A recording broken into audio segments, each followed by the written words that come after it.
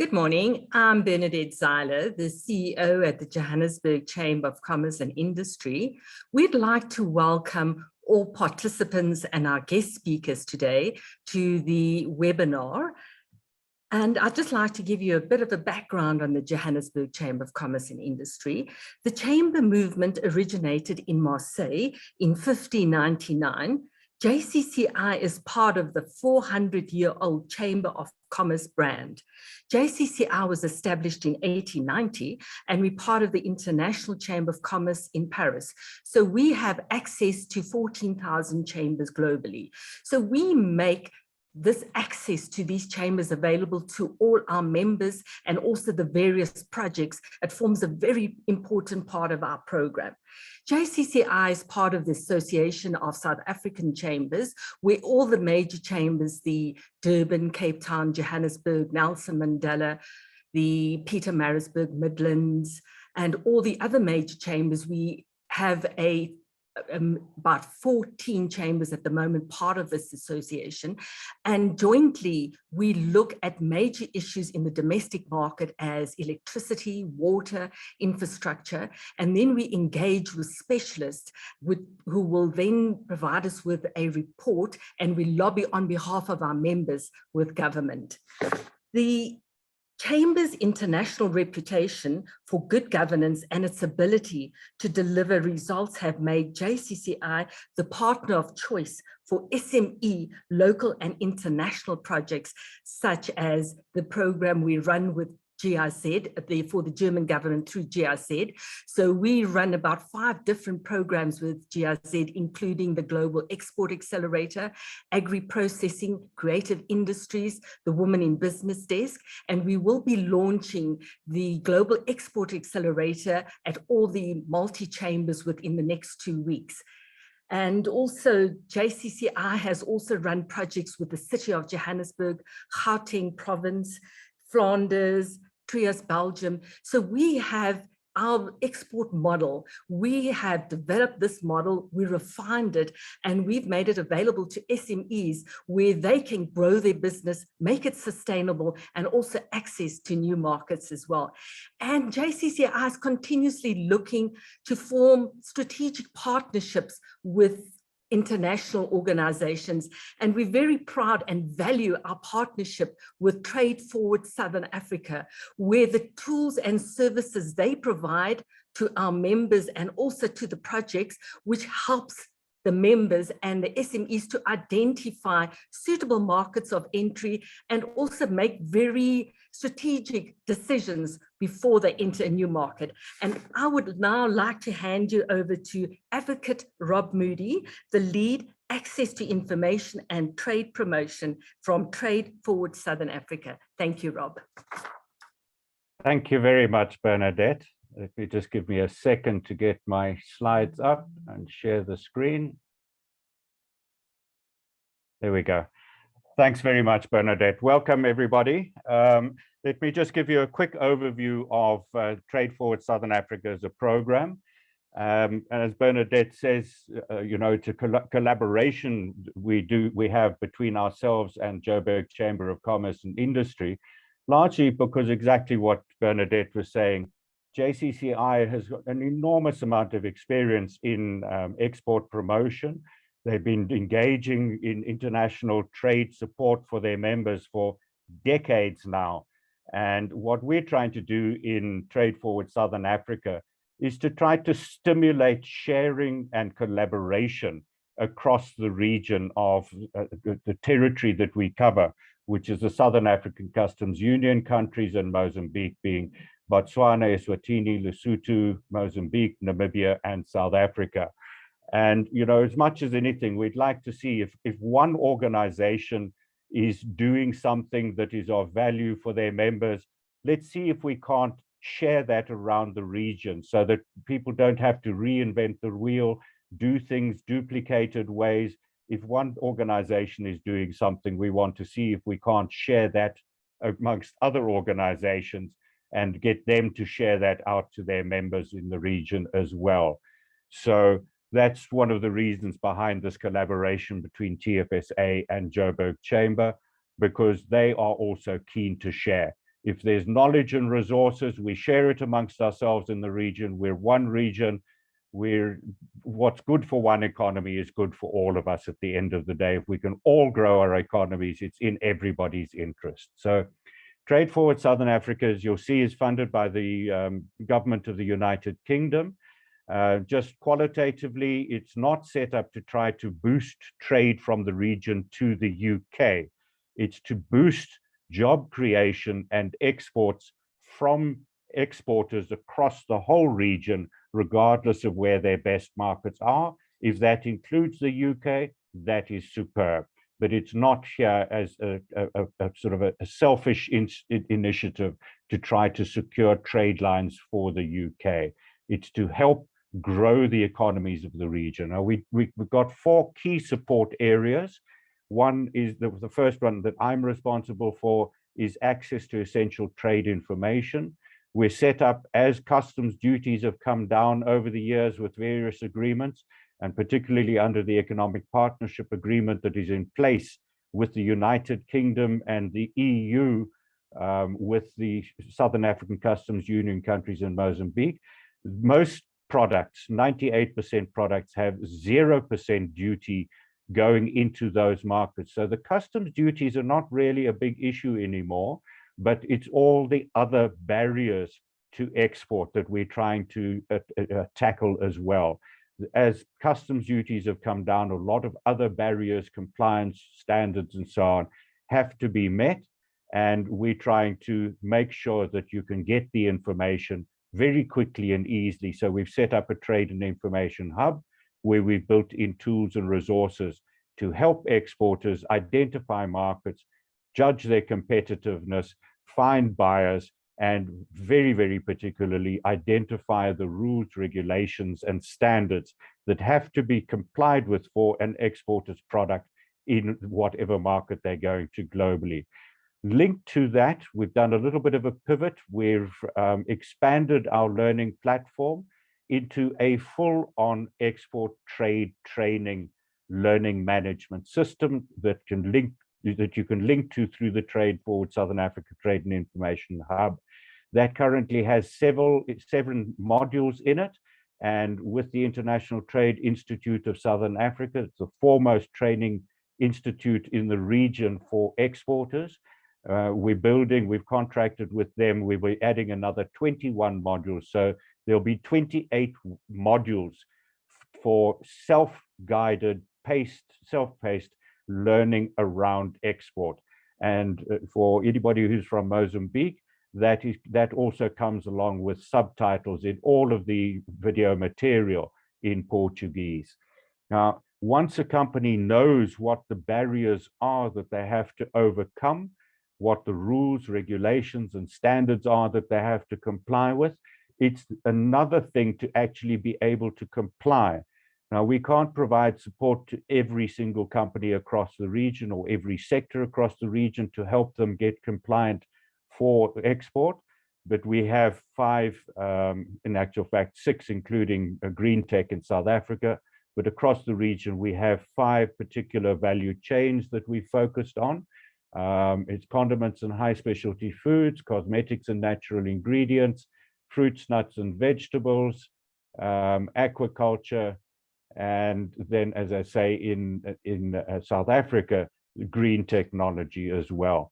And we're working with business support organizations in those sectors to try to help companies actually be able to meet the standards that they now have information about that they do need to meet. And the 4th pillar to our work is a strong focus on supporting women in trade, because as much as anything, it's not just because it's a good thing to do in society, but it's also a matter of in international trade. You'll see in training, for example, that's available on our School of Export, relationships are vital to international trade. Anybody in business knows how important relationships are in business in the first place. But when you're dealing internationally, trust is vital, and trust comes from relationships, and relationships come from being able to build empathy with buyers in very disparate market circumstances, obviously to deliver to the right quality, quantity, and price and on time, and to provide service. But it is a reality that women often excel even better than men in marketing and international sales. So we see this as a route to actually increase exports from the region, because the more women we can involve in the trade process, perhaps we're going to have even better export success at the end of the day. So that's the rationale. Those are the 4 key areas. Now, as far as the Trade and Information Hub is concerned, you see the website URL there. There are incredibly valuable tools embedded in there to help companies identify best potential markets, and as I say, trade competitiveness, and then the rules, regulations, and standards as well. We do the training and information delivery via the Trade and Information Hub, the TFSA School of Export. There's a prominent link there, and the Trade and Information Hub is available in English and Portuguese. We do a lot of trade promotion and social media interaction, just to try to get the news out there and to explain the value of these tools. Now, we do also provide information on the particular UK Southern African Customs Union and Mozambique Economic Partnership Agreement requirements. We have information on the Trade and Information Hub to support understanding there. But the tools we built into the hub actually go beyond that. You do not have to read through the Economic Partnership Agreement. You can use the tools on the hub, and it will tell you for your specific product exactly what the customs duties, taxes, rules, regulations, and standards are for your specific product, so that you don't have to trawl through 4,500 pages of an international agreement. Now, if you go onto the Trade and Information Hub, this will be part of the home page. And just to give you a quick overview, you'll see in the top left there, that link goes straight through to the School of Export. So for the business skills that you need for exporting, you can go and pick that up there. It's available 24/7, 365, and it's free of charge. There's no charge for that. There's a short, quick registration process, and then you can go straight into the modules. On the hub, we've put it together in a sort of a sequence that is a routine sequence that anybody looking to export is going to have to move through. First of all, is to check, is your company export ready? What is the state of its export readiness versus your production, your personnel, your finances, your overall staffing, all the elements that you need to have in place for export success. And it will identify areas where you perhaps need to improve certain aspects of your company's structure and staffing and financing in order to go through to export successfully. Once you feel you're export ready, obviously the first thing you would want to know is, well, where should I be looking to export to? And rather than being a sort of a random haphazard thing of you've received an inquiry from somewhere, or you've got a relative living in a country, or for whatever reason you randomly pick a country, these tools help you statistically identify where is the best potential series of markets, and they actually will give you a value. I'll show you a quick screenshot of some of that just now. The same tools can help you to identify, if you've identified the UK or Germany or Argentina as a market, whatever country, the same tools will say, okay, this product of yours is entering that particular country. This is the import price per unit of the product. So it's taking the trading prices from the customs data and converts the value of that shipment and the units of measurement, and it gives you a very good indication of whether your pricing is likely to be in the ballpark or out of the ballpark. The tools will also help you find buyers, and very importantly, the tools will then help you understand the standards and processes that have to be complied with, whether that is labeling, food ingredients, chemical residues, pesticide residues, electrical products, CE marking, and stuff like that. There's also information on the hub, the CE mark that was applicable in the EU. The same regulations essentially apply in the UK, although they've changed the marking. So information there to say you'll have to put the UKCA mark now as well as the CE mark. That kind of valuable information is available there on the hub. Now, just to give you a quick example of the trade potential, export potential tools from the International Trade Center that are built in there, I've just used a quick example of the country Botswana. You can change the country for whichever country you're based in. You change the product here according to what your product is, and you will then come up, it'll identify you, it collates the trade data, import and export data from some 180 countries around the world. And it uses that with algorithms to say, where is the best potential for this product from this country globally? And you could even, if you pull this up, you hover your cursor over any one of the countries. I've hovered over South Africa there because it's the key market for Botswana for ignition wiring sets for vehicles. And you'll see it actually gives you a value that you can use for business planning, that you can use as a target to try to access even more market in a particular country. And as I say, you can change this to macadamia nuts from Mozambique, and it'll pull up where the opportunities are. And it actually, with sort of AI behind it, it'll actually give you a verbal key finding there saying the market with the greatest potential for Botswana's export of this product is South Africa, then the United States and United Kingdom. So you can see how really valuable that is. How would you get that information other than that through these tools? There are other websites, and you could hire a consultant, and you're going to be paying a lot of money. This really accelerates, it reduces the time taken to research markets and identify everything that you need to comply with, or it can save you literally. I've seen consultants charging $10, $20, $30, up to $100,000 for market research. And my colleague Rob Canavo and I've used these tools myself over the years to do market research on consultancy, and it's incredibly valuable. Just to switch over to the export training, the TFSA School of Export, it's linked through on the hub. You can self-register and just go through the modules there. There are 7 modules there at the moment. There will be another 21 modules delivered at a pace of 2 per month, every month from now through to December.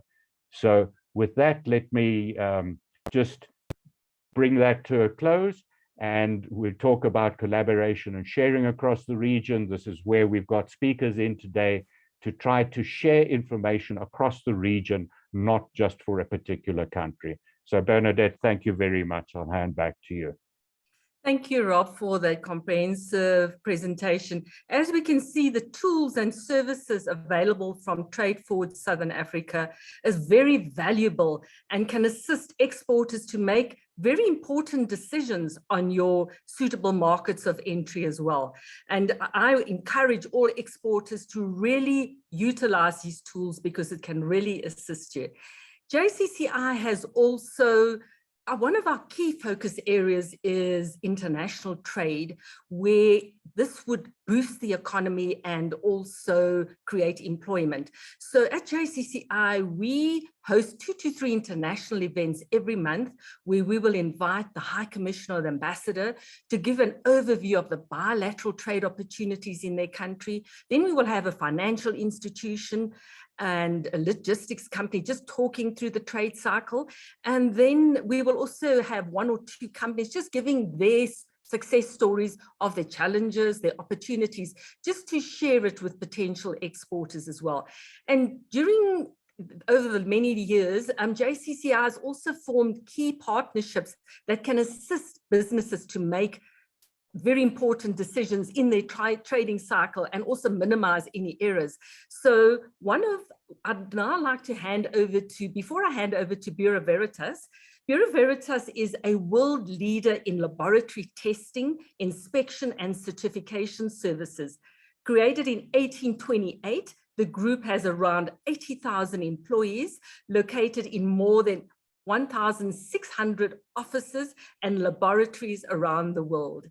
I'd like to hand you over to Jean-Michel Perret, is the Director, Southern Africa District for Government Services, Activities within Bureau Veritas. He is based in Johannesburg. He has been working for Bureau Veritas for the last 11 years. Before arriving in South Africa, he was in charge of the management of GS activities in DR Congo.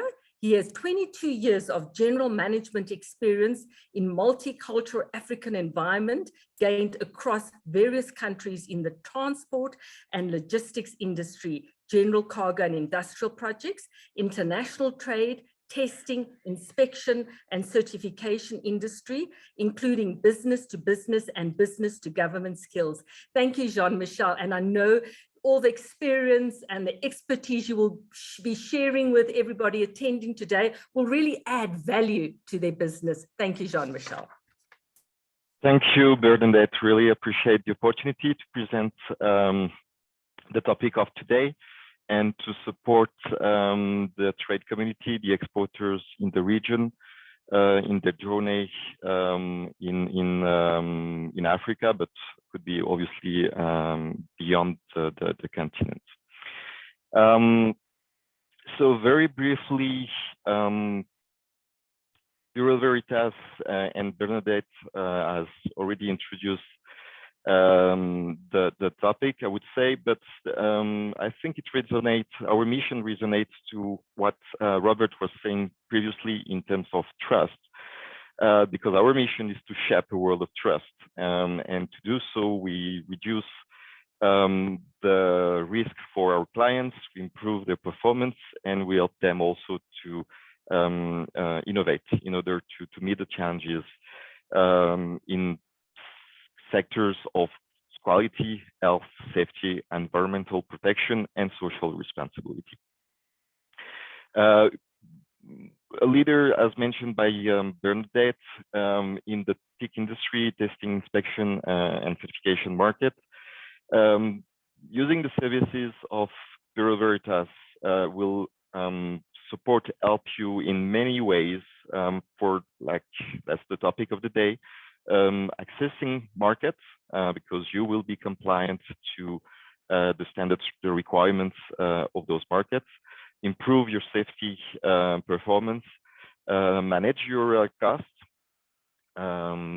because you will have some procedures and process in place that are monitored, protect your brand, obviously, and will support the trade facilitation, once again, the topic of the day. And we will also help you to maintain your license to operate. Very briefly, as mentioned, 80,000 employees, the review that was published last week, so that has been updated, 5 billion worldwide, and we are present in 140 countries. I will stress on our values very quickly before going to the art of the topic. We have three absolutes. We call them absolutes because they are not priorities. Priority can be changed, obviously not an absolute, which are ethics, safety, and financial control. Then our values are trusted. So we are here to create trust between us and our clients, but most importantly, to create trust between our clients and their own clients. We are responsible, so we believe that what we are doing, we do it responsibly to leave our mark. Ambitious and humble. We want to be the leader in all the sectors that we are running. And we are open and inclusive, obviously. I won't go into the history. That's long old lady, I would say, as mentioned previously, 1828. And we have been operating in Africa for 120 years, more specifically. So I will focus on the Africa Free Continental Trade Agreement that you are probably all aware of. But it's good to remind a few things on that agreement that will definitely change the landscape of the trade in the continent. So the agreement entered in force almost 3 years ago in 2019 with 24 countries that ratified the agreement. It's possible since a year now, since January last year, to start trading under the agreement. And so far, 41 countries amongst the 44 have ratified the agreement. You've got the list below. So the latest one was Tanzania and Cabo Verde, if I'm not mistaken. One thing that the agreement is trying to solve is the intra-Africa trade relationship, because as of today, the volume is around 3%. So it's very low if we compare to other regions in the world, like in Europe, where the intra-continent trade is at 67%. The objective of the agreement is to reach 60% in 2034. And that's tomorrow, right? That's definitely tomorrow. Also, that same date will be the milestone in the agreement to suspend or cancel 97% of the custom duties amongst, obviously, the countries that have ratified and implemented the agreement. That's basically roughly the presentation of the agreement itself.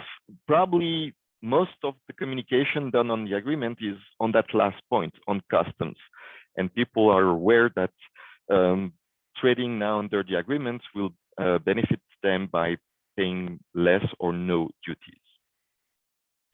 But that's not the only part of it, and I will develop that just after. So the challenges that may happen on the agreement, the increased number of countries that will have to ratify the agreement, but as I said, 41 over 54 is not that bad, it's very good. So it will be maybe more on the implementation itself. The other challenges could be also in the assessment and negotiation of all interaction with the various regional organizations. As you know, in Africa, we have got 8 regional organizations like ECOWAS, CIMAC, SADC, or EAC. And obviously, all other bilateral trade agreements that we can have with UK or Kenya with US, SA with UK, for instance. The other challenge would be in the implementation for infrastructures, road, rail, political unrest, border bureaucracy, fears of significant tariff revenue losses, and that's obviously linked to the previous point that I've presented. Those are not my comments, my remarks. That's things that have been published by the World Economic Forum or the UN Secretariat. So the focus will be on the conformity assessment. As you've seen in the screenshot of Robert, there's one part talking about standards and regulation. So that's where we are here. The agreement covers, as I said, one of the focuses on the duties on the customs side, but there's a huge part of it which is linked to the product standards and regulation. So it's definitely covered by the agreement. On the part 6, obviously, I won't go into the details here and won't read everything. There's another topic here, which is the Annex 6 of the same agreement, which is related to the technical barriers to trade. And here, I would say the agreement, the spirit of the agreement, when it comes to the TBT, the technical barriers to trade, is directly linked to the recommendation given by the WTO, being the World Trade Organization, on the same topic. So the African Free Trade Agreement is definitely following the recommendation of the World Trade Organization. And obviously in details, the annex covers the standard, technical regulation, conformity assessment procedures, accreditation, methodology within the state parties of the agreement. So that article, I won't go through it once again, but the objective here is quite clear. basically, it says that goods will have to comply to standards, and conformity assessments will have to be done either at origin or at destination, but that will have to be done. So the spirit of the article also is to have a common goal to harmonize the standards and the procedure. As you can see here, obviously, the agreement covers also the cooperation in standardization. So that supports, as I said, the harmonization of the standards across the continent. There's one organization which is called ARSO, so that's the African Standard Organization, which is based in Nairobi, in Kenya. And that was created quite a long time ago, in 1977, if I'm not mistaken. But the aim of that organization is obviously to promote African standards and implement them across the continent. Conformity assessments. So the agreement here covers, as I said, it complies with the World Trade Organization technical barrier to trade agreements. They recommend to use international standards and conformity assessment procedures. ARSO obviously is translating international standards into the African one, but they are also starting to create African standards. And obviously then promote the use of the accredited conformity assessment bodies in the various countries of the continent. So how can we fit in this agreement to support you? Well, in fact, as you have seen previously, in terms of accreditation, which is a requirement, we are accredited by national accreditation bodies like COFRAC in France, UK's in the UK, and SANAS here in South Africa. It's very important to be accredited. That's our LTO, that's our license to operate, because an accreditation body is responsible for determining in the public interest our technical competence and integrity. So that's a very important LTO for us, and that's also guaranteed that the services that we deliver when we are doing testings or inspections or certifications are at a high level of quality. So we are accredited under various standards, and for instance, the 17025 that was mentioned also by Robert in terms of testing and laboratories. We do operate several laboratories on the continent, but here in South Africa, more precisely, we do have laboratories specialized in food, pharmaceutical, cosmetics, fuel, minerals, for instance. But if we go to the western part of the continent, then we will have laboratories specialized in cocoa, for instance, or agriculture also in other parts of the continent.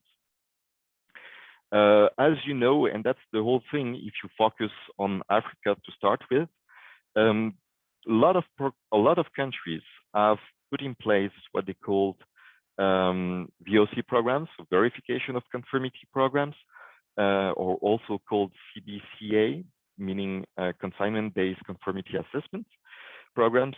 And we run on behalf of the government in Africa around 30 programs like that.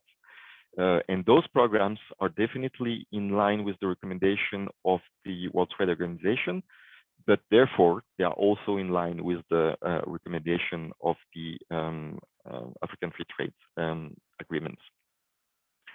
And the objective of those programs is to make sure that the products that you are exporting are compliant with the rules of the country that the products are going to be imported, right? Each country, and that's a recommendation, as I said, will try to adopt international standards in order to harmonize the standards across the countries and facilitate the trade. Though you may have some countries that will have what we call national deviation for specific reason, because they want to protect something very specific in their environment. So they will put standards that will prohibit to import certain type of chemicals, for instance. But that's a normal way an acceptable way also to protect the country of import. But it's very important as an exporter to be conscious. And once again, the platform presented by Robert is a very good tool to get information specifically on each country in order to make sure that you comply. Compliance is a long process linked to what was said also in the export ready. It's not something that happens overnight. It's a process, and to ensure that you can export easily, then you have to take into account those topics very early in your processes, and definitely from the very start of your production or manufacturing of products. I will just, before handing over to Bernadette, just like to extend also a little bit on what we call today ESG, being environment, social, and governance. Why that topic? Because same thing, more and more, it's a trend. I mean, you have probably heard or read the words in many places, but it's a trend today where those criteria of environmental, social, and governance are scrutinized, obviously by investors, definitely, but also starting to be looked by buyers, meaning that they want to ensure that the suppliers they're going to use, or for which they're going to create a business relationship, comply to some of those criteria related to ESG. Therefore, also, as Bureau Veritas being in the testing, inspection, and certification industry, we can also definitely support you on the broader scale to make sure that you achieve your goals that are linked to ESG. I think it is done for me, Bernadette, so I really thank you, and I hand over to you. Thank you, Jean-Michel, for a very comprehensive and interesting presentation. And as we can see how important it is for products and service to be compliant, because without compliance, the export cannot take place. Thank you, Jean-Michel, thank you. Our next speaker, Duncan Bonnet at Africa House. Duncan is also one of the vice presidents at JCCI, and JCCI has worked many years with Africa House. We also have a very strong partnership. Duncan has hosted several events, about every 6 months, where he would outline the key areas of interest in countries in Africa, in the different sectors. And Duncan's in-depth knowledge and expertise in the African continent has helped many of our members, and it's really great to have Duncan part of the workshop today. Duncan is an African trade and investment specialist with 24 years experience in commercial project development in Africa.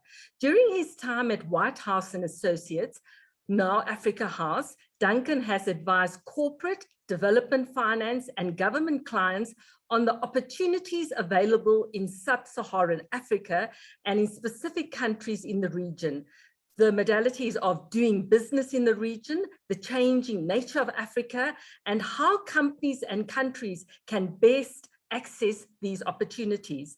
Duncan has a unique understanding of the drivers of growth in individual countries in sub-Saharan Africa, the interconnected nature and a granular understanding of the operating environments, the business intelligence needed to operate in sensitive locations, and the ability to marry these into cogent practical strategies. This skill set has taken Duncan to over 25 countries on assignment in sub-Saharan Africa and a dozen more globally in a variety of fields, including cement, mining, trade hub development, and supply side logistics analysis. Thank you so much, Duncan. And you will see Duncan comes with so much knowledge and expertise. Thank you, Duncan. Thanks very much, Bernadette, for those kind words. Let me just get my presentation up.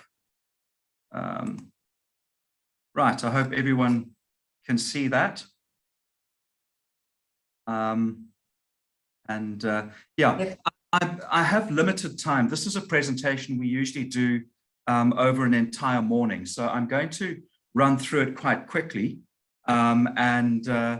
But you will obviously get copies of all the slides. So I'm just going to highlight some of the key areas that we need to look at. So, you know, there's areas around, and I think Rob and Jean-Michel have already touched on some of these things about export readiness, compliance standards, and so forth, so on and so forth. Identification of markets, and you know, so we'll touch on all of these various issues, and hopefully just highlight some of the more salient points. So I think the first thing is to understand why export. You know, people quite often come to us and say, we want to export. Why do you want to export? Because it is fundamentally different to doing business in your domestic market. Do you understand the implications of exports? Are you already successful in the domestic market? Most successful exporters are already locally successful. There are obviously caveats to that, particularly as we move into an online world where you can develop export markets without necessarily being a major player in your domestic market. So, but you do need to understand that. Different elements to it.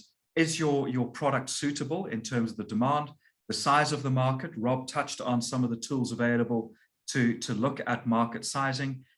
Competitive products and activities, market entry strategies, barriers to entry, payment terms and logistics. And all of these things go a little bit further than just import duties or additional taxes. Some of the barriers to entry may be cultural, they may be linguistic, they may be that there is a competitor that has a particularly strong presence in a market, making it difficult to get in. So and what we find is that companies of all sizes and levels of sophistication make basic and costly mistakes. And hopefully we can just provide you with some of the elements that you can use to avoid doing those and applying the lessons from today. So in terms of being export ready, are you successfully competing in your domestic market? And that means against both local and foreign competitors.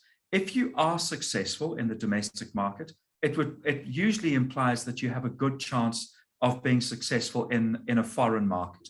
If you're deciding to export because you are not competing successfully in a domestic market, there may be question marks around your export readiness.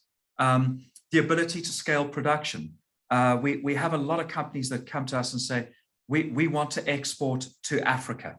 And it's, well, which countries, which product lines? Do you have the ability to scale production to meet export demands?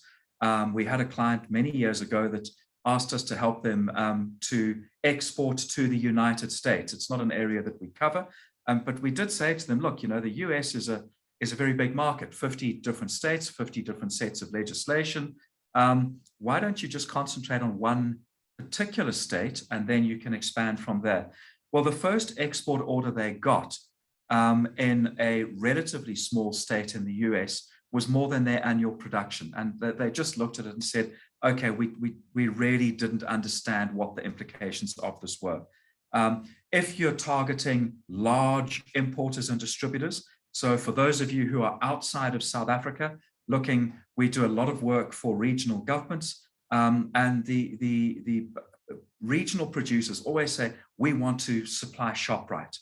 Well, that's a big animal to be trying to supply. Do you have the ability to scale production to meet ShopRite's demands? We worked with a regional producer of avocado oils who said, we would like to get into ShopRite. When we talked to some of the buyers within in ShopRite, the entire annual production of this company was about a week's worth of supply that ShopRite needed. So we had to say to them, look, you're either going to have to scale or you're going to have to downscale your ambition to supply into more niche markets. Cash flow, is it sufficient to cover costs of export timelines and payments? Unless you're working on an ex-works basis where, you know, the importer will come and collect the goods from your factory, or you only release them once the products have been paid for, you would have to start to look and say, well, am I going to give the importer 30 days or 60 days payment terms? And do I have the cash flow to cover those kinds of things and payments whilst my goods are on the water or wherever they're happening to go? Have you classified your products correctly? And that's something obviously that we've been working with TFSA, particularly on some of the cosmetics and specialty food products, is where are they classified? There's nothing worse than you say, right, we're going to export our product to whichever country. It gets to the border and they say, no, sorry, this is not classified correctly. And actually you now owe us a whole heap of money in terms of import duties and additional taxes, or send the container back to where it came from. So those can be very costly mistakes to make, and you do need to make sure that you do that correctly. The regulatory requirements of destination markets. So compliance is critical. That includes standards, product labeling, ingredients, other issues. We've heard from Bureau Veritas already this morning about some of those, and including documentation.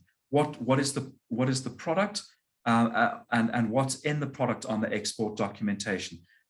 We had a client that exports office furniture. They were exporting there from South Africa into Mozambique. They had one component that was made in China, the gas lift. It represents about 3% of the value of the chair, but the chairs were fully built up and the gas lift had a made in China sticker on it. And as a result, the authorities in Mozambique quite correctly said, hang on, this chair says made in China and you're claiming SADC preferences. Either prove that it's not made in China, or it's not coming into the country, or it can come in and you can pay the 25% import duty. So just a simple thing like taking that sticker off. So, and that is something a lot of companies don't understand, is that when you are starting to export, this was quite a large company, by the way, when you're exporting, does everybody in that export process understand what is required? So the person who's actually doing the boxing of the product, do they understand what's required from a regulatory perspective, from a documentation perspective, that you can't suddenly change the weights and dimensions once the product is at the border? It'll get sent back. So understand that, understand the export procedures, the Incoterms, all of those kinds of things. South Africa's DTIC has a good starting point for that with some of their export readiness. And it's not only for South African companies, it's quite generic, so anyone else can have a look at that. Market selection. Some people are reactive. A foreign company approaches you through either the Joburg chamber or another chamber, or at a conference or a trade fair. I was at Africa Energy in Durban yesterday, and we had a lot of interaction with some of the regional delegates from Zambia, Ethiopia, Burundi, and so on. But don't assume that because somebody's approached you through that channel that it's a green light. Research the company and the market. Is that company well established in the market that they represent? Are they a legitimate company, firstly? Secondly, do they have access into the channels that you want to be able to access in that country? And then you still need to ascertain if the product, price, and partner is the correct mix for you. If you're a small company, is the partner that you're dealing with too big for you to have a proper relationship for them. You always want to try and find a company that mixes or that is a suitable match for you in another country and in another market. And then on a proactive level, you've decided that you've met all the boxes, you've ticked them all, you're now ready to export. Now what? Choosing markets according to your product and your ability to service those markets. Don't always assume that the bigger the market, the better the opportunity, because the competition is also likely to be more intense as well. And demands from importers will also be likely to be higher in terms of support. So the tools that Rob showed you a little bit earlier in terms of identifying and using that artificial intelligence to say that this is the market where we have the best match in terms of the size of the market, we can see what the competitor pricing is, that is an absolutely invaluable first step in terms of getting down this path.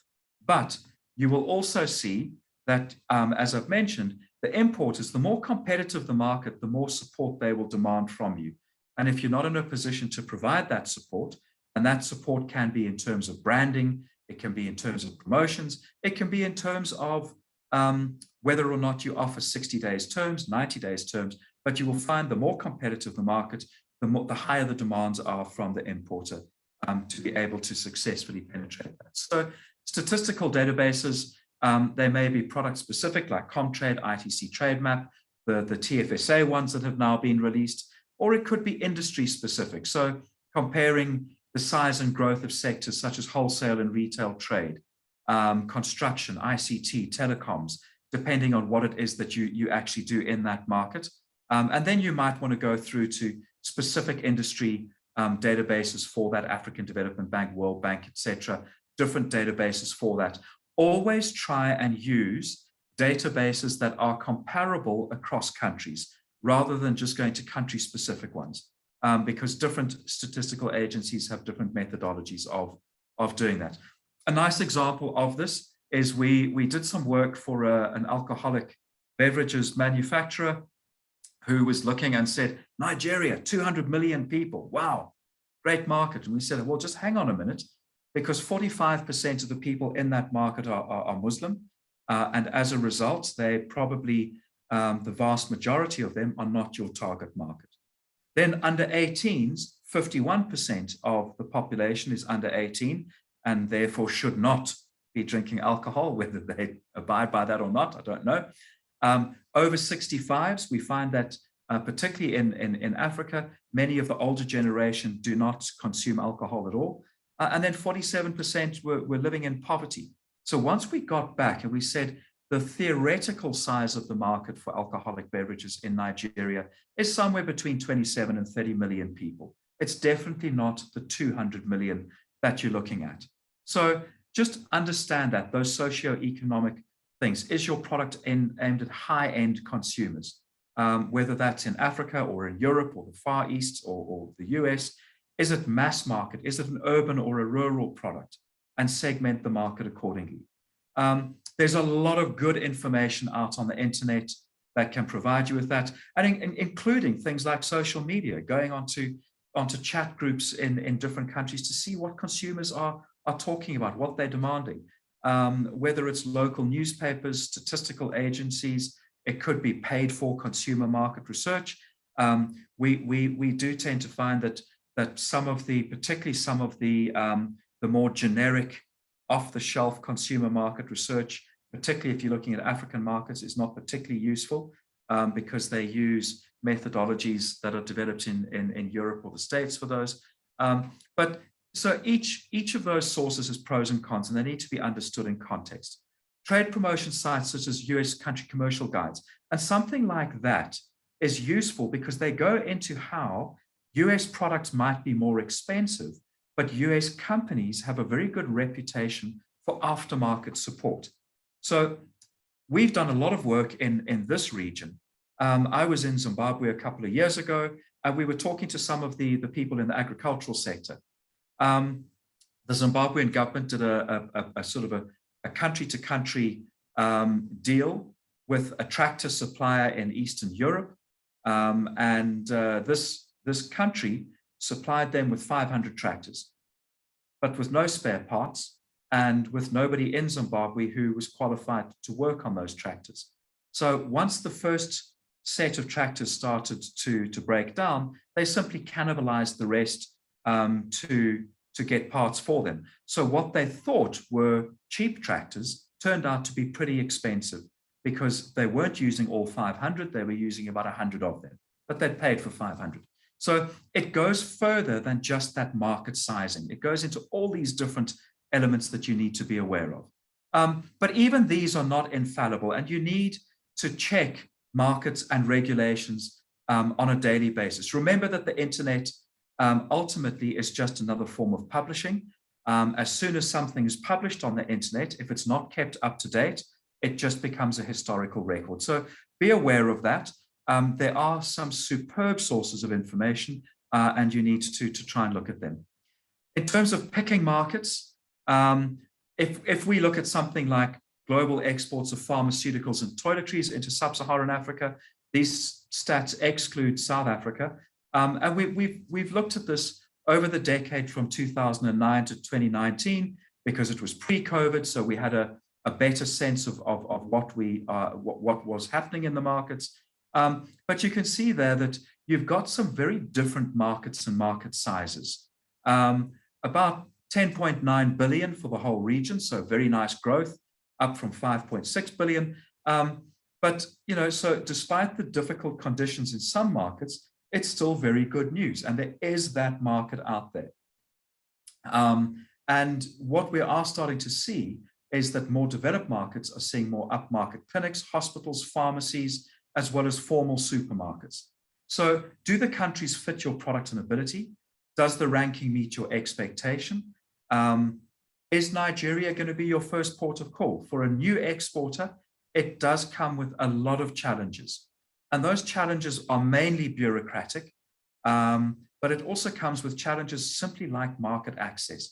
Do you understand how products are sold in Nigeria, where 90% of stuff is going through informal retail channels, and how you do that? Can you use trade agreements to develop markets closer to home? So these are all elements that you need to understand. If your product has chemical elements in it, language and labeling becomes very important, both from a consumer perspective, but also from a regulatory perspective. Does your product need to carry health warnings? If it does that need to be then translated into French or Portuguese for markets outside of Anglophone Africa, also into Europe or into the Far East? So you need to understand that. And the lesson here is the overall market size gives a good indication of export potential, but it's the first step in that export process, and you need to understand it more thoroughly. We also always hear, we did work for a US company that wanted to export frozen chicken into the region. They looked at a map and said, here are the 10 biggest countries. Ergo, they must have the biggest populations. Ergo, that's where we want to export our chicken. And we went back and we said, well, that's all very well, but a lot of those countries you've picked are in the Sahara. And so they look very big, but they're pretty empty. Secondly, some of the other countries that you've picked, this was a number of years back, have very erratic power access. And so maintaining cold chains is not that easy. So let's actually do the research for you properly. I've used a different example here in terms of cement production. So people will look at it and say, well, we've got, 185, 200 million people in Nigeria. So that must be the biggest market. It is actually. So cement production of about 20 million tons per annum. Then you get down to the bottom, and we did this for a company that does packaging for cement. And they said, DR Congo has to be there, 72 million people. And we said, yeah, but there's no cement that's produced there. It's all imported.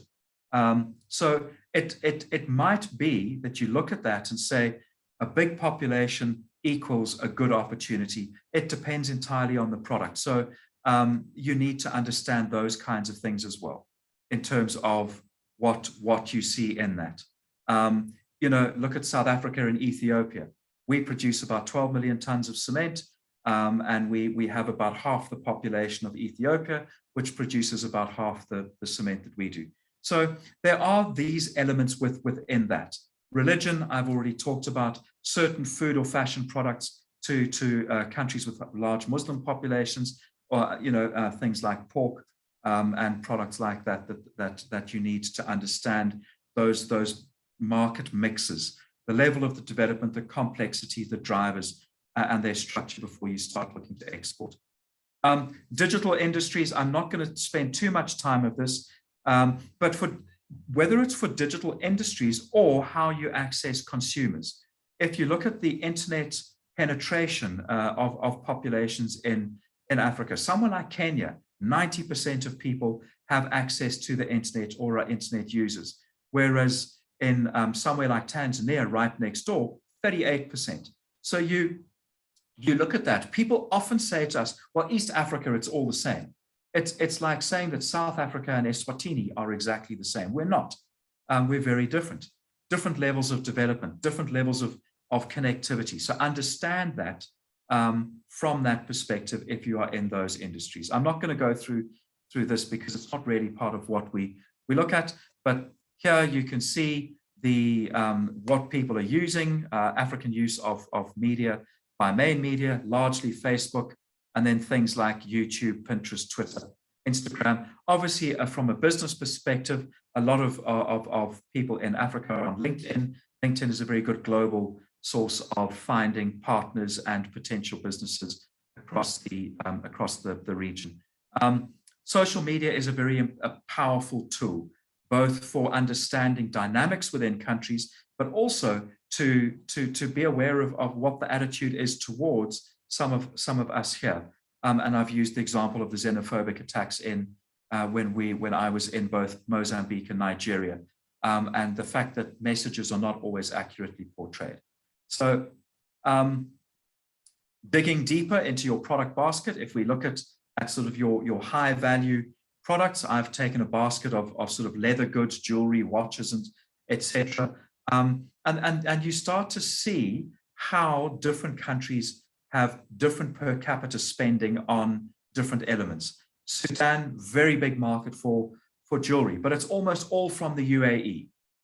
Gold necklaces and bracelets, and pretty much low quality that goes into that market. So trying to understand that, where are they buying from? If they're buying from the UAE, why are they not buying from you? Is it because of the connectivity, the ease of access? Largely it is. It's the way that product gets sold from Dubai into Africa, which is a much more flexible route of doing things. So wealthier markets can provide very good niche markets. If you look at the likes of Seychelles and Mauritius as different types of markets, rather than just going for the big bulk markets. So specialized foods, fashion, cosmetics, etc., into the EU, UK, USA, Asia. It may be niche by their standards, but it could also be large and sustainable by ours. So finding a niche market there, and then ensuring that your regulatory compliance is in place. From a product analysis, you can see there, who are you competing with? Who's the key supplier? This is what I talked about earlier. So if you, this was an importer of baking products we dealt with, and we looked at the Nigerian market and we said, okay, so, import volumes of 11,000 tons, but China was the bulk supplier into that. And the rest of the market that was available was far smaller. And our client said, but that's actually fine.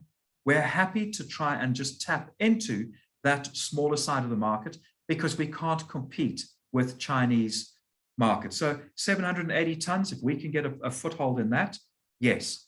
And we will start with that and then try to grow our market from that base. So where your product fits and approach the market from there. So just on that selection summary, understanding the size of the markets, the dynamism, the market structures, the initial top levels, which countries. Barriers to entry, don't be scared of regulations. And I'm not going to go into this in too much detail because we've already talked from a Bureau Veritas perspective in terms of these sorts of things. This is also some of the work that we've covered with TFSA in terms of good manufacturing practices, REACH, Global Gap. And these are there to ensure quality. And hopefully one of the things about ensuring quality is to ensure that low quality or dodgy products don't get into markets. But don't ignore them or try and circumvent them, because they will be costly. And it doesn't matter where you try and export to. You might get away with it for a while, but when somebody decides they don't like it, that you will end up getting picked up on it. So non-tariff barriers, things like banned products can be stumbling blocks, particularly in food products, a growing demand for local production across most of Africa, and product labeling, registration, and those sort of things, standards, pre-inspection. We've already heard that. You might think that it's the importer's problem to deal with that. But if she or he can't get those goods into the country, you will risk not being paid or having to pay penalties. So always understand those sorts of things. Preferential trade agreements, we've heard already about the Continental Free Trade Area. I'm not going to speak about that. Logistics barriers, you know, if we often talk about, oh, we want to export to Nigeria. Spanish ports are only 300 miles, nautical miles, further from Lagos than Cape Town is. So from Johannesburg, Spanish ports are closer than we are. The ports in northern Brazil are closer to Lagos than we are. The ports in Tunisia are closer to Ethiopia than Durban is. So try and understand that. Logistics can be a barrier. Places like Dubai, shorter sailing times to many of our key markets in East Africa. So, but it can also be a selling point. Getting goods up to Kinshasa by road takes about 10 to 12 days from Southern Africa. From China, it takes 40 to 45 days to the port of Matadi, and possibly another 2 to 3 weeks. So if you have product sensitive, time sensitive products, those can be a selling point for you to say, hey, you've got two months more of shelf life for my product, which might be a bit more expensive than the product from Asia. So the paperwork, do it properly from start to finish, understand VAT and other tax implications, understand the Incoterms, the payment issues in different countries, how long does it take to get paid, and so on and so forth. So it can look daunting when you go through all of that, but just understand exactly where it fits in and get the proper training. Obviously, through the chamber, you can get a lot of that training done, and do it. It's worth the upfront pain to avoid the pitfalls further down. Understanding consumer trends, I won't go through this, but you do need to understand them. You know, the consumer market in South Africa is very, very different to what the consumer market in Europe is. There are areas where global trends apply, but not necessarily at the same time or for the same product. So try and understand those consumers, the differences between countries and within countries. I was talking to my sister who's in the advertising industry like a few weeks ago, and I said to her, you know, there was this whiskey advert, and I said, it really just did nothing for me. I said, I wouldn't buy it. And she said, that's because you're not the target market. As somebody who's over 50, white and male, you're not the target market. They're looking for young, sexy, black, under 35. So sorry for you, you're yesterday's hero.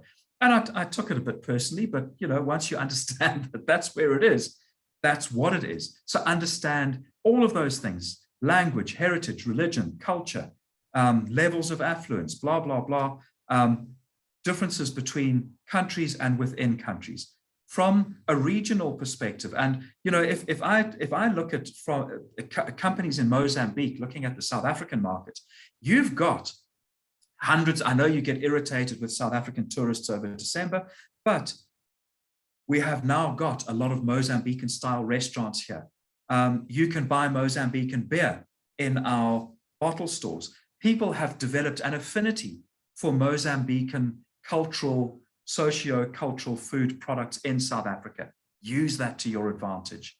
And I think that's very important. Language, I've talked about that. Consumers, we've talked about that. Tastes, in much of Central and West Africa, the tastes are very different. Cassava, plantains, palm oil, not sunflower oil. Ethiopia, teff is the staple. It's not maize, and so on and so forth. Senegal, broken rice. And that goes back to the slave trade, where slaves were fed on broken rice because it was rubbish. But Senegal has incorporated that into their cuisine.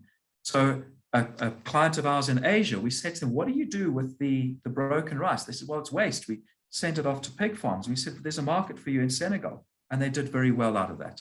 And that goes beyond that into things like clothing, home fittings, furnishings. Be aware of them. Religion and colonial heritage, I think we understand that already.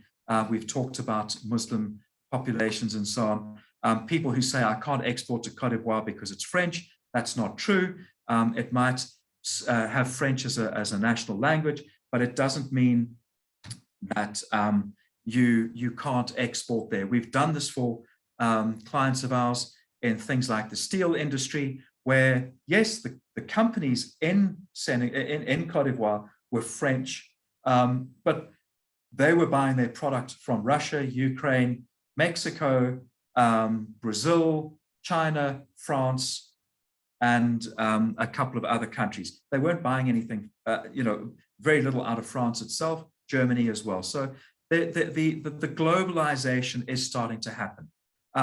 Global and colonial links, I've talked a little bit about Mozambique, but people in Lagos will say to us, what's popular today in London will be popular in Lagos, because wine importers with strong links to the diaspora community in the UK, and it applies to other trends as well.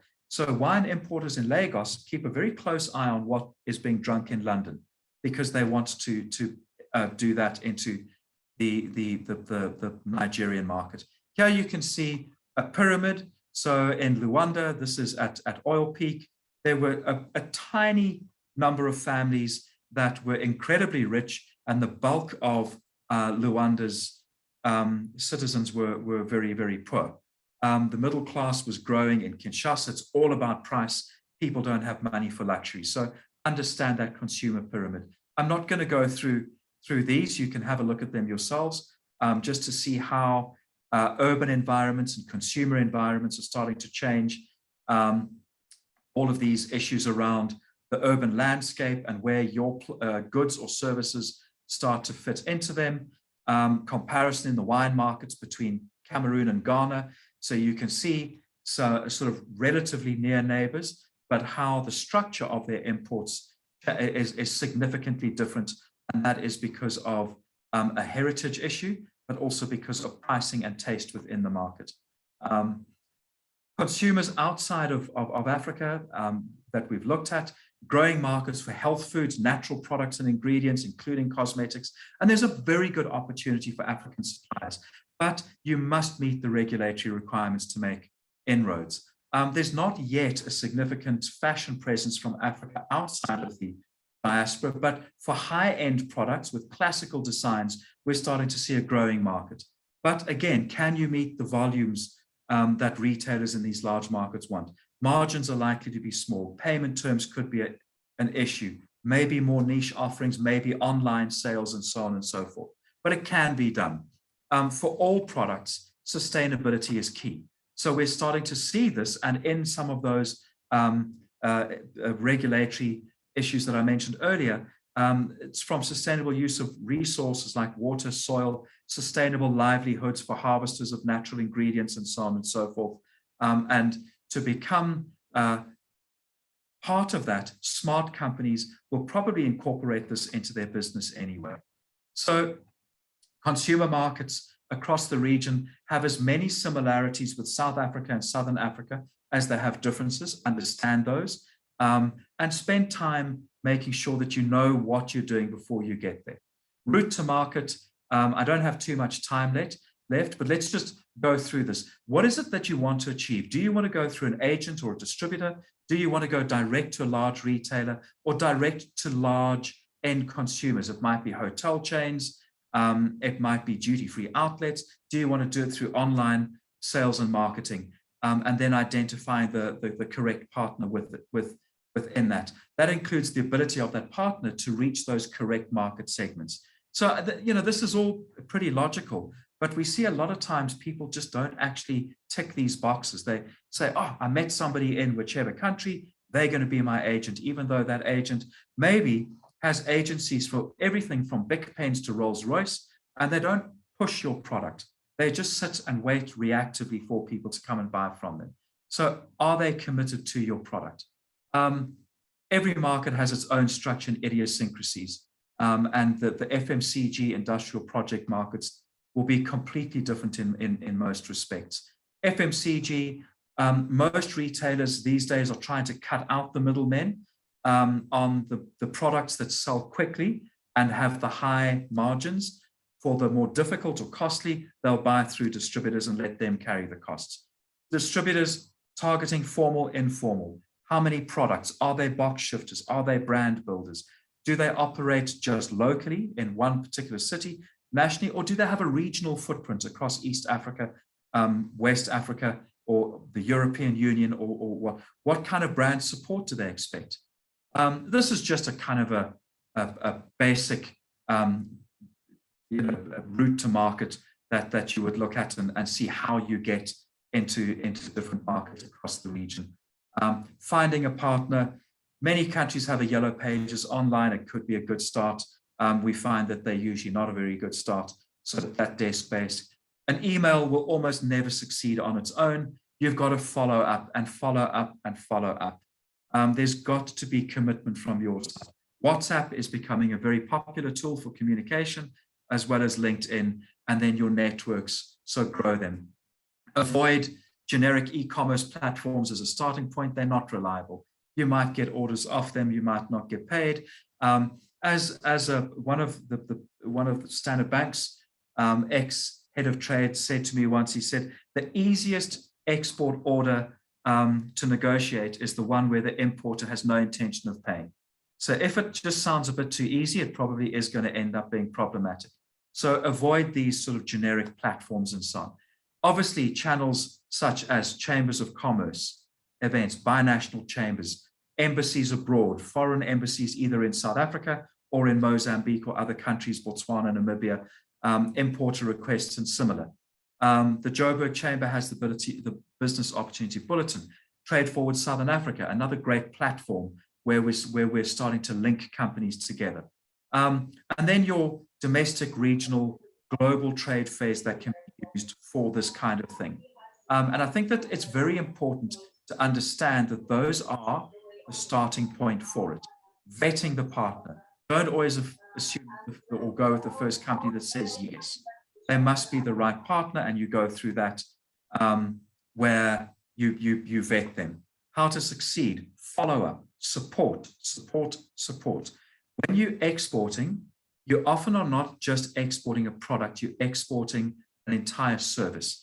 And that is providing support in terms of branding, merchandising, flying the flag, market visits to support your partner, but also to ensure that they are supporting your product. Factor those costs into your studies.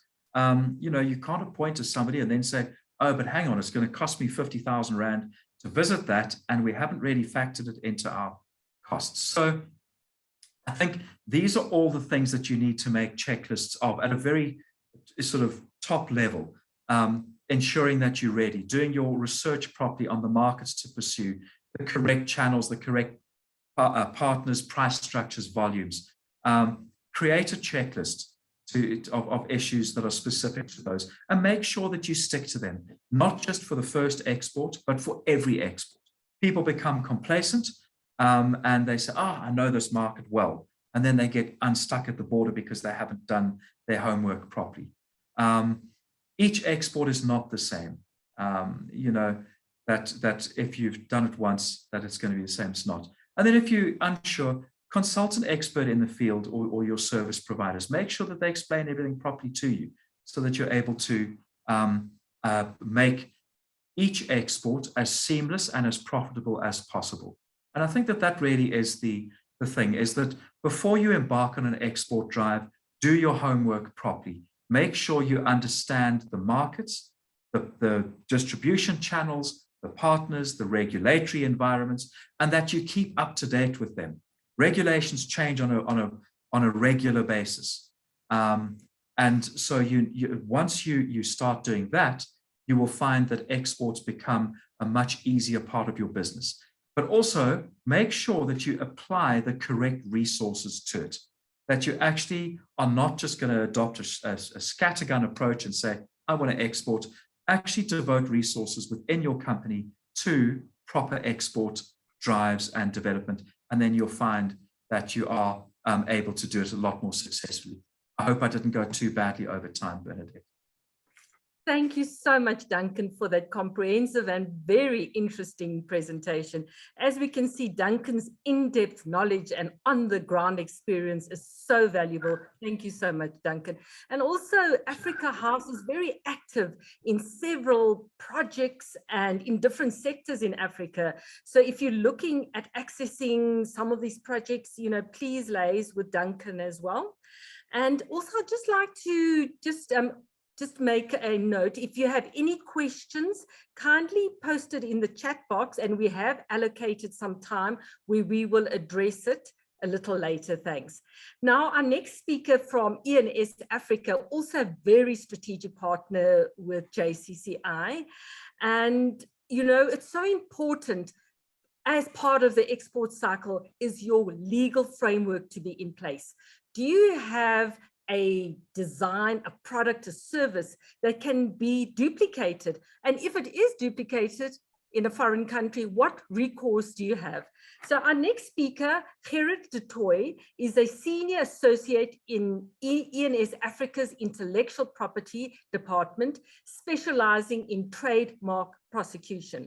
Gerard has acted for clients in a variety of industries, including fast-moving consumer goods, tobacco, luxury goods, wine and beverages, and pharmaceuticals. Gerard's experience includes all matters concerned with trademark portfolio management, including trademark searches, filings, maintenance, and audits. In addition, Gerard's experience includes advising on trademark litigation and dispute resolution relating to IP rights, including trademark infringement, passing off trademark oppositions, copyright litigation, franchising and licensing disputes, corporate name and domain name objections, and advertising standards authority complaints. Gerard is a member of the following professional institution, South African Institute of Intellectual Property Law. Thank you, Gerard, and over to you. Well, thank you very much for that, and good afternoon, everybody. I've shared the slide, so this topic, I'm very passionate about this, and I think this should be somewhere on every business's business plan, should be a line item for intellectual property protection.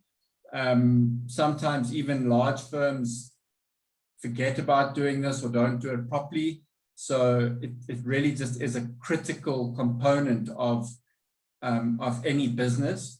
And I'm hoping that these slides will show you why it's important, what can be done, how we can assist you with that process, and really just give you a taste for intellectual property and why it is critical to every business.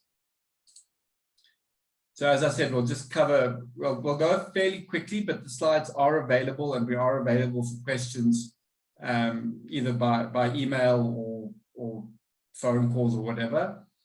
So value of IP, what is IP, what is a trademark? Anyway, we'll go through all of these headings during the talk.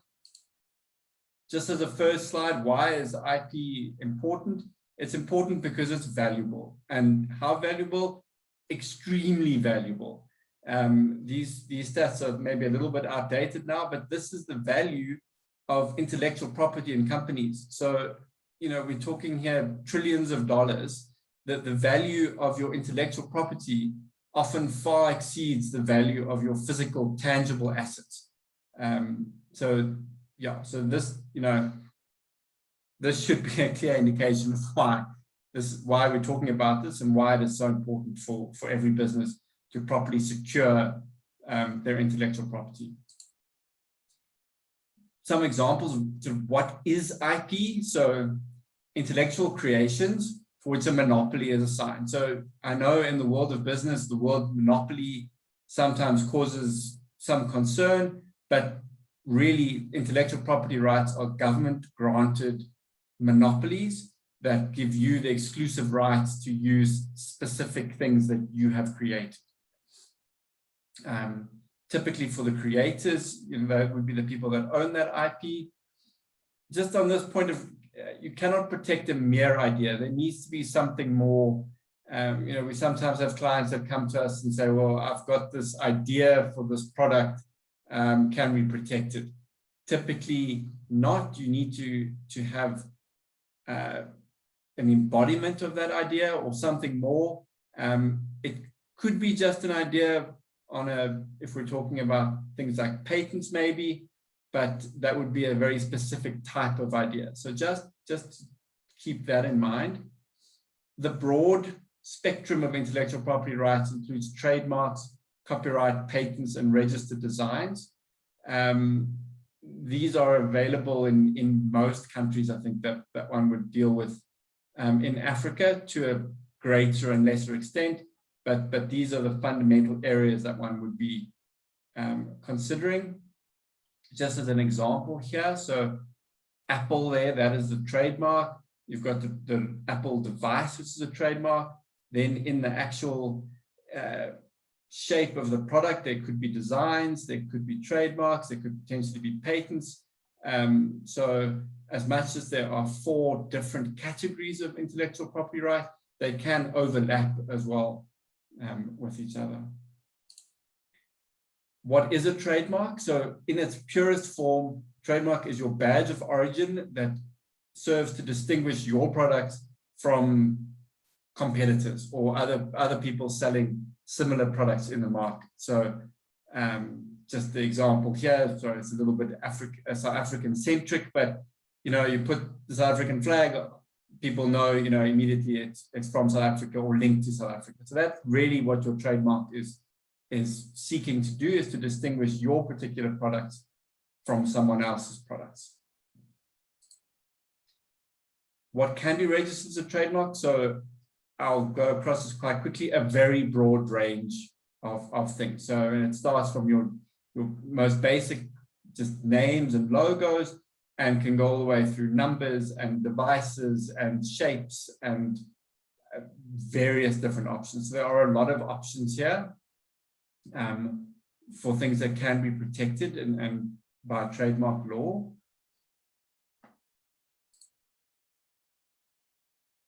Again, just touching on why you should register a trademark. So as I mentioned earlier, a trademark is an asset of a business. And as far as we're concerned, sort of one of the most important assets of any business. And that right, so it's an asset in your business, and it can also be used to assert your rights against competitors that are coming too close to your monopoly. So you can prevent people from registering similar company names, similar domain names, similar trademarks. So it's not just sort of a passive asset, it's an asset that can also be used to maintain that space in which you are trading.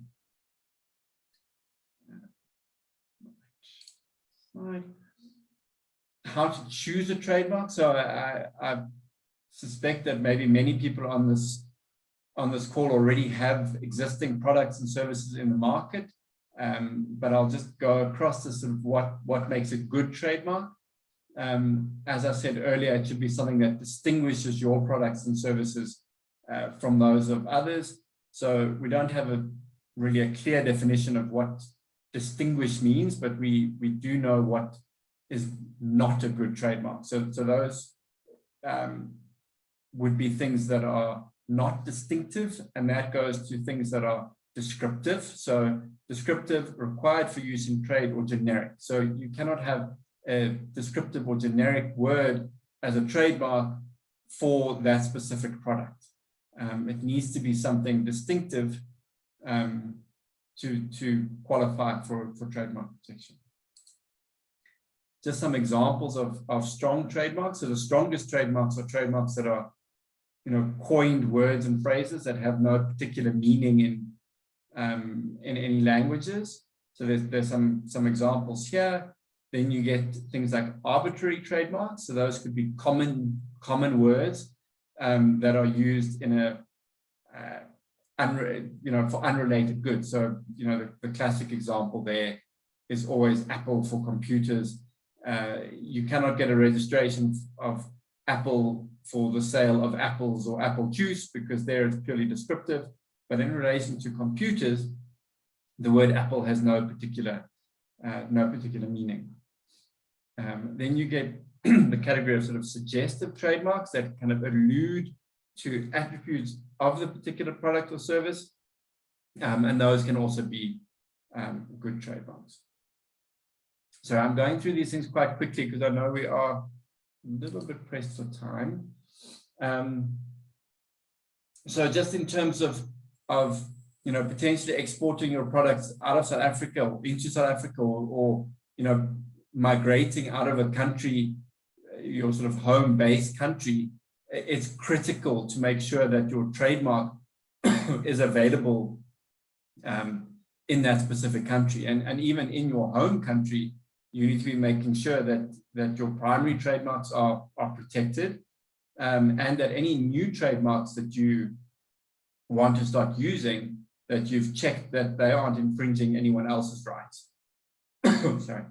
And so yeah, so you've got to check that the risks there are, you could launch a product in a new country, or even in your home country, and immediately receive a letter of demand because you're infringing someone else's rights, and that could lead to significant cost implications for you.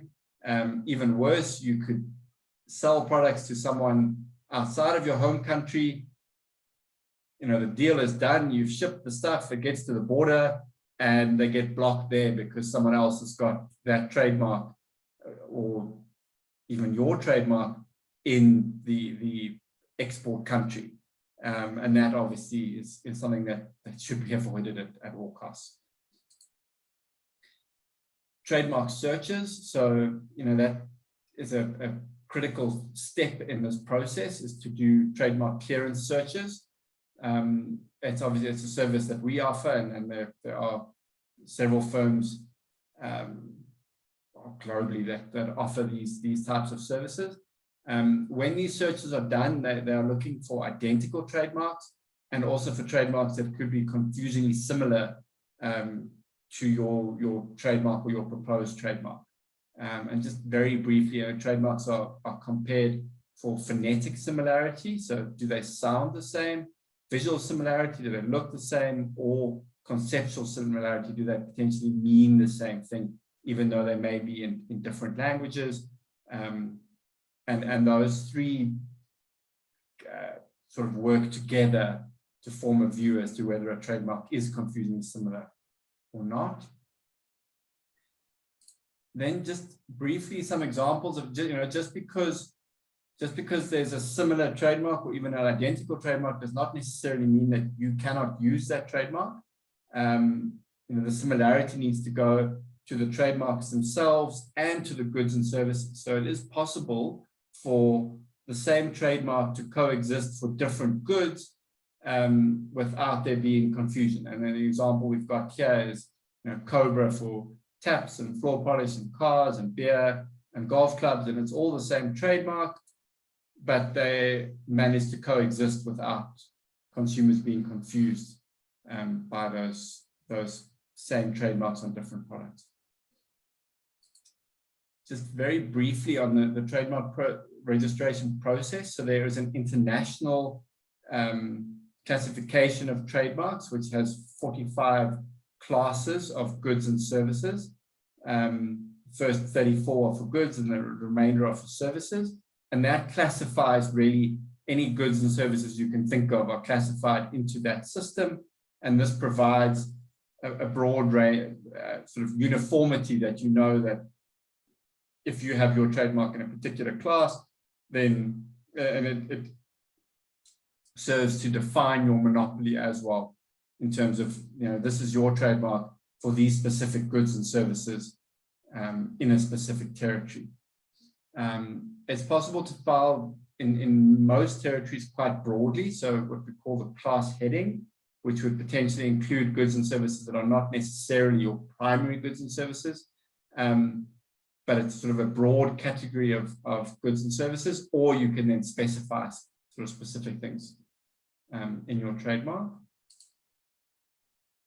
Then trademarks in Africa. So there are red flags and concerns in Africa, and I'll touch on those briefly.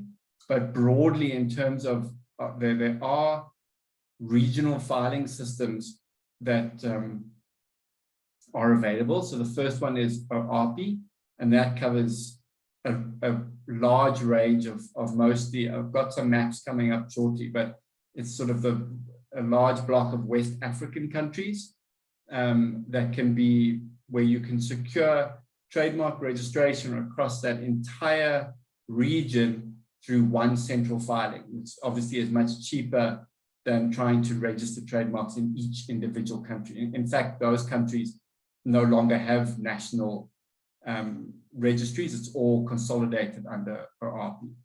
Then in more sort of Southern Africa, there's a system called ARIPO, which covers several countries. There are some concerns with the ARIPO in terms of the fact that several of the countries have not actually enacted proper legislation around that system. So although you can file a trademark in those countries or through that system, the trademarks are not necessarily enforceable in those countries.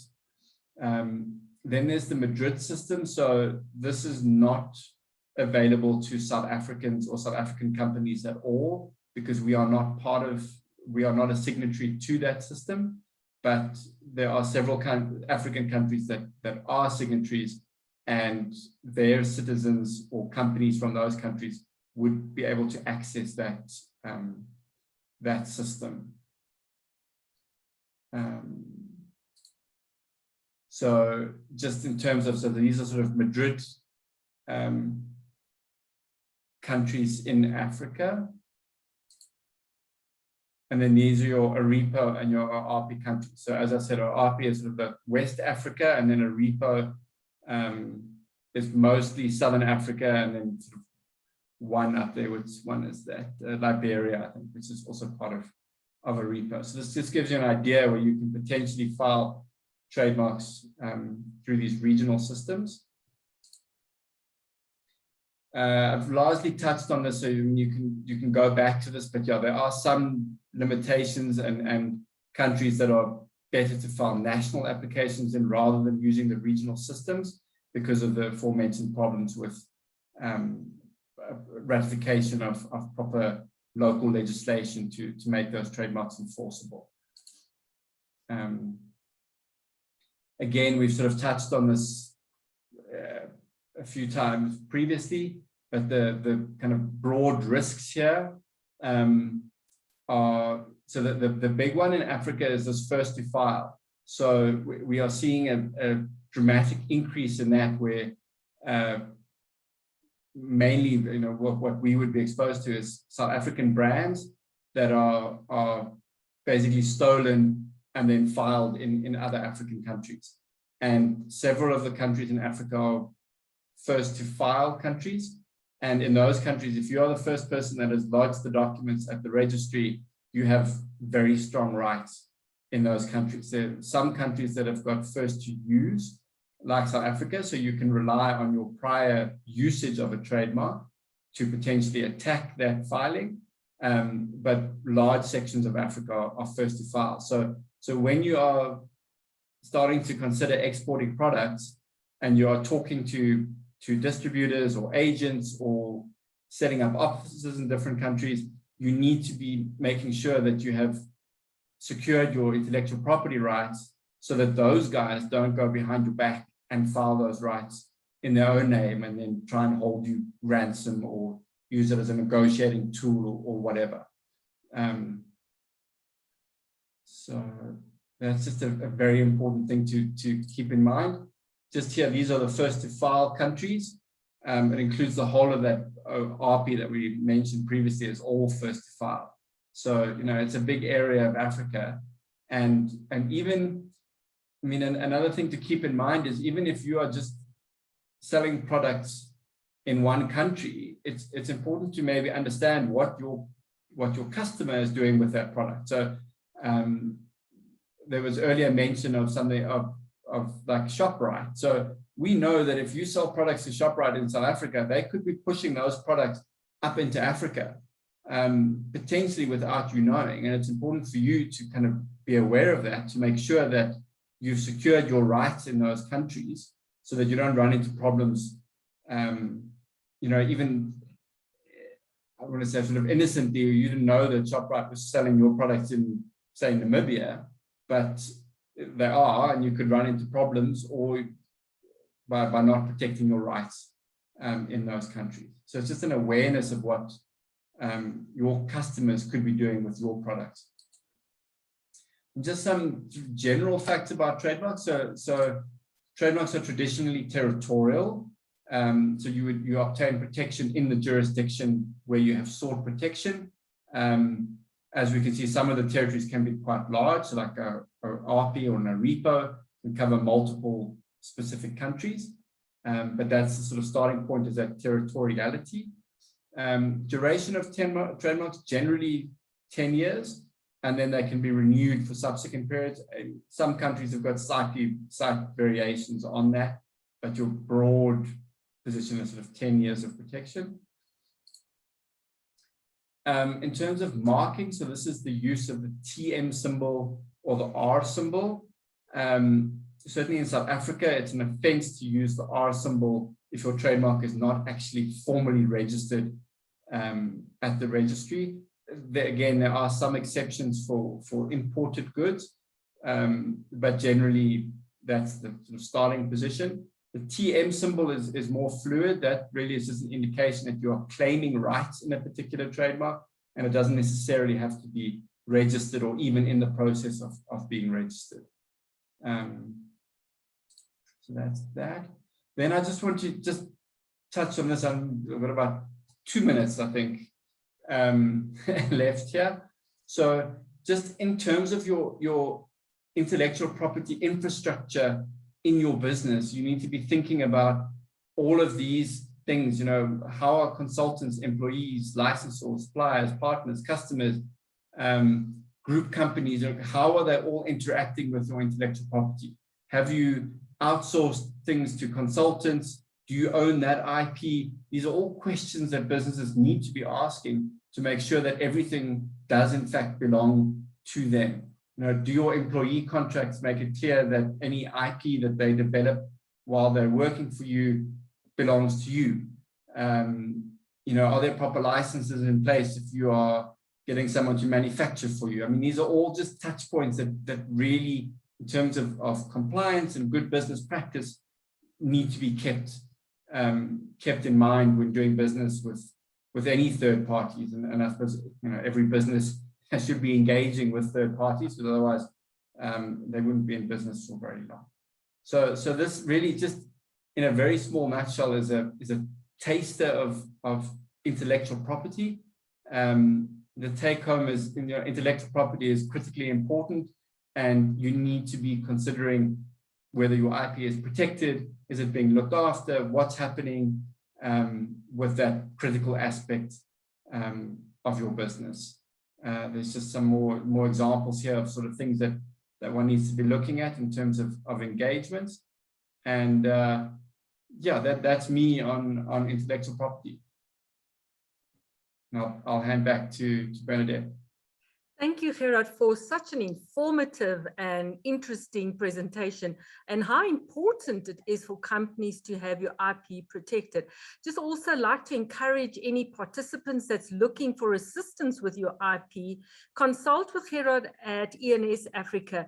It was really such an interesting presentation. Thank you, Gerard. And I'd just also like to encourage all participants, the Trade Forward Southern Africa tools, how important it is to identify, to use these tools to identify your suitable market of entry, and also with the other information available on this website as well. It really will give you a list of who your competitors are, and also really assist you to make the right and important decisions. So I'd just like to encourage all participants really to use the Trade Forward Southern Africa tools. And then also the questions that have been posted in the chat box, our speakers will address it and will we'll revert to the to all the participants that have raised the questions as well. And the presentations from today will be forwarded to all participants. And then also just we'd like to thank all the speakers for your valuable and informative and comprehensive presentations today. And it's all the presentations just form such an important part of the whole trading cycle. It just adds so much value. And we'd like to say a big thank you to all our speakers. And I'd now like to hand over to Rob Canavo, the trade consultant at JCCI. Thank you. Thank you, Bernadette. And thank you again to all the speakers and to all the attendees that have I think learned a tremendous amount of information from this talk. So my role is just twofold. One is to remind everybody to please complete the survey. I mean, this does help us tremendously in putting together these initiatives and understanding what, what are the demands out there. So if I can ask you then, once we leave this session, if everybody can please complete the pop-up survey, which will